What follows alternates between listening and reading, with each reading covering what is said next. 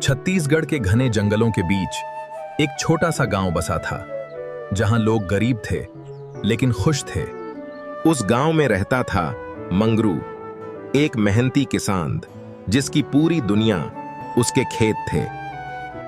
और उसकी पत्नी सोनी, जो हर दिन जंगल से लकड़ियां लाती ताकि घर का चूल्हा जल सके।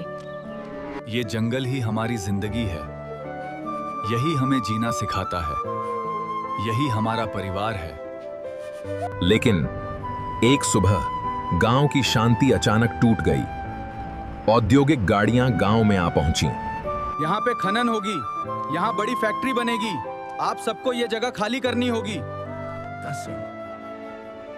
अगले ही पल गांव वालों को ये पता चला कि सरकार ने ये जल जंगल जमीन महज 1 रुपए में एक बड़े उद्योगपति को बेच दिया है।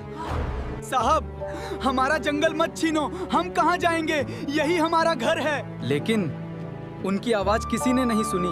कुछ ही दिनों में मशीनें आ गईं, ड्रोन आने लगे और इंसानों की जगह जमीन के नक्शे बनने लगे। फिर वो दिन आ गया जिससे पूरा गांव डरता था। सदियों पुराना जंगल एक एक करके गिरने लगा।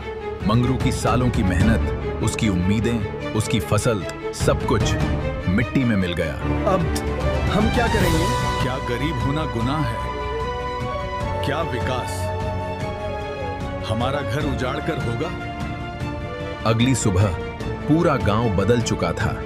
जहां कभी हंसी गूंजती थी, अब सिर्फ सन्नाटा था। मंगरू इस दुनिया को छोड़कर जा चुका था। उसकी पत्नी अकेली और बेसहारा हो चुकी थी और गांव वाले बहुत दुखी थे। सोनी की आंखों में अब सिर्फ डर बचा था।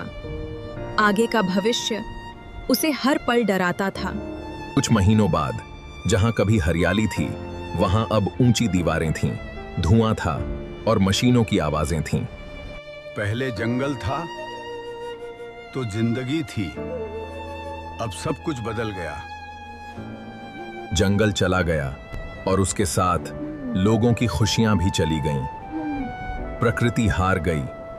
विकास जरूरी है, लेकिन क्या किसी का घर उजाड़कर?